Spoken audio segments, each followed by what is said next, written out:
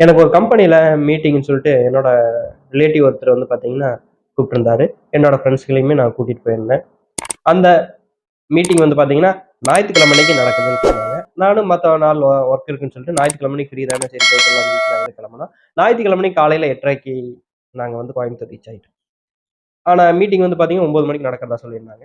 நான் வந்து பார்த்தீங்கன்னா எல்லாமே நெறைய என்னோட ஃப்ரெண்ட்ஸ்கள், அப்புறம் நெறைய மெச்சூர்டான நெறைய நபர்கள் வந்திருந்தாங்க. அதே சமயத்துல கொஞ்சம் கொஞ்சம் பக்கத்தாலேயே வந்து பார்த்தீங்கன்னா, ஸ்டூடண்ட்ஸ்கள் அதாவது சும்மா ஸ்கூல் போற பெண்ணுங்களும், பையங்களும் நெறைய வந்திருந்தாங்க. ஒரு 50, 60 பேத்துக்கு பக்கம் வந்திருந்தாங்க. எனக்கு திடீர்னு சந்தேகமா இருந்துச்சு. ஒருவேளை இவங்களுமே இந்த மாரி கம்பெனி மீட்டிங்க்கு வந்திருக்காங்களோ அப்படின்னு டவுட்டா இருந்துச்சு. எனக்கு டவுட்ட வந்து கிளியர் பண்றதுக்காக அங்க வொர்க் பண்றவர்கிட்ட நான் போய் "என்னப்பா ஸ்டூடண்ட்ஸ் எல்லாமே இந்த மீட்டிங்க்கு வந்திருக்காங்களா?" அப்படின்னு கேட்கும்போது, அவர் சொன்னாரு, "இங்க வந்து பார்த்தீங்கன்னா, இந்த ஹோட்டல்ல 3 ரூம் இருக்கு. 3 ரூம்ல வந்து பார்த்தீங்கன்னா, அட் அ டைம்ல நம்ம தனித்தனி மீட்டிங் ஹாலா வந்து இந்த ஹோட்டல்ல வந்து 3 ஹால் இருக்குங்க. அந்த 3 ஹால்லயுமே 3 கம்பெனிஸோ, மத்தபடி நெறைய மீட்டிங்ஸ் நடக்கும். அதுல ஒரு ஹால வந்து இவங்க வந்து புக் பண்ணியிருக்காங்க. இவங்க வந்து பார்த்தீங்கன்னா, காலையில 9 மணிக்கு வருவாங்க. மதியம் இவங்களுக்கு தேவையான டிஃபன், பிரியாணி இது எல்லாமே ரெடி பண்ண சொல்லியிருக்காங்க. அவங்களுக்கு ஃபுட் எல்லாம் ரெடி ஆயிரும். ஈவினிங் 5 மணிக்கு மேல இவங்கலாம் கிளம்பி போயிருவாங்க. இவங்களுக்கு தேவையான பாடலுக்கு உண்டான எல்லா எக்யூப்மென்ட்ஸுமே இங்க அரேஞ்ச் பண்ணி குடுத்துருக்காங்க. இவங்க மேல ஹால்ல போய் என்ன பண்ணுவாங்கன்னு கேட்டா, ஃபுல்லா டான்ஸ் பண்ணுவாங்க, ரொமான்ஸ் பண்ணுவாங்க.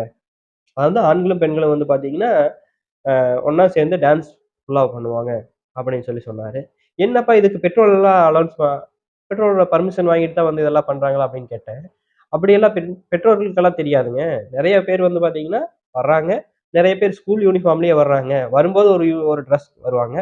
இவங்க எல்லாருமே பேக் வச்சிருக்காங்க பார்த்தீங்களா? அந்த பேக்ல இன்னொரு ட்ரெஸ் எக்ஸஸ்ஸா வச்சிருக்காங்க. மேல போயி அவங்க ட்ரெஸஸ் எல்லாம் சேஞ்ச் பண்ணிக்குவாங்க. சேஞ்ச் பண்ணிட்டு திருப்பி வந்து பார்த்தீங்கன்னா, டான்ஸ் எல்லாம் பண்ணிட்டு, திருப்பி மறுபடியும் கிளம்பி போகும்போது, அவங்களோட பேக்ல இருக்கிற திங்ஸ வச்சு, அ ட்ரெஸ் சேஞ்ச் பண்ணிட்டு, அவங்க திருப்பி மேக்கப் பண்ணிட்டு, திருப்பி எப்படி வந்து அவங்க வீட்ல இருந்து வந்தாங்களோ, அதே மாரி அவங்க திருப்பி போயிருவாங்க.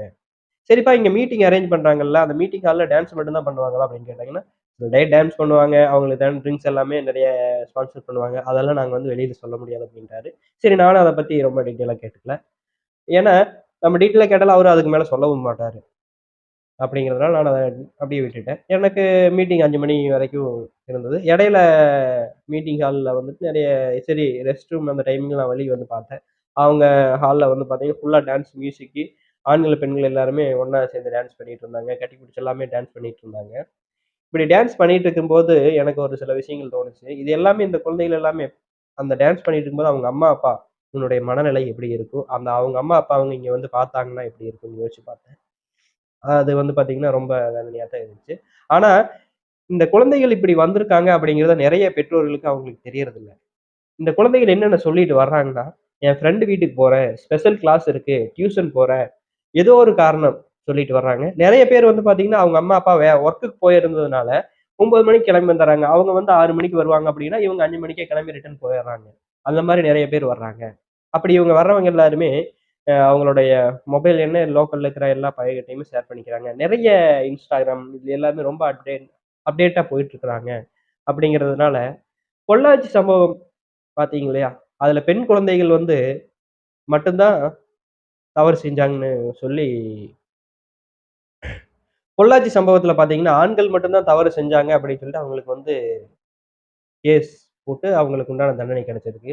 இதற்கு காரணமா இருந்த பெண் குழந்தைகள் அங்க வந்து பார்த்தீங்கன்னா, நெறைய பெண்கள் வந்து பார்த்தீங்கன்னா, அவங்க தனியா கூட்டிட்டு போய் இது பண்ணதா வந்து போட்டிருந்தாங்க.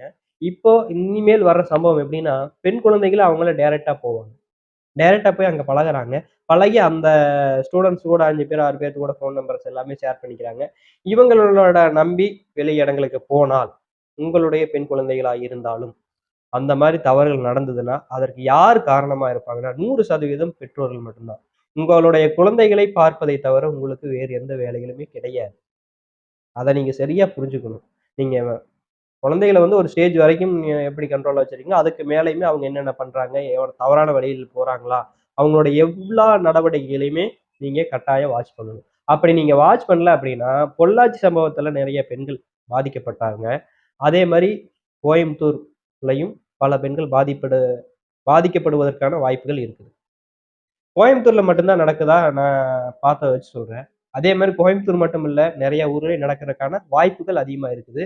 உங்களோட குழந்தைகள் வந்து பார்த்தீங்கன்னா, எங்க போறாங்கன்னு நீங்க வந்து கண்டிப்பா வாட்ச் பண்ணணும். நீங்க வாட்ச் பண்ணல அப்படின்னா, அதனுடைய விளைவுகள் எதுவா இருந்தாலும் நீங்க கண்டிப்பா ஃபேஸ் பண்ணியே தான் ஆகணும்.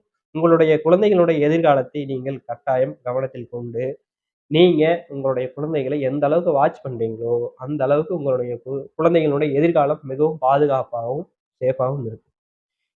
குழந்தைகள் வந்து பார்த்தீங்கன்னா, தவறு செஞ்சதுக்கு அப்புறம் காவல்துறையினயும், போலீஸ்ட்ட அந்த மாரி தவறான போயி அவங்க மேல குத்தம் சொல்ல முடியாது. காவல்துறை ஒரு சிலர் என்ன பண்ணுவாங்கன்னா, அரசாங்கம் இந்த மாரி அரசாங்கம் எல்லா விஷயத்தையுமே ஃபாலோ பண்ணாது. உங்கள் குழந்தைகளை நீங்க தான் வந்து பாதுகாக்கணும். உங்களுடைய குழந்தைகளினுடைய எதிர்காலத்தை நீங்கள் தான் பாதுகாத்து வைத்துக் கொள்ளணும். மீண்டும் வேறு பதிவில் சந்திக்கலாம்.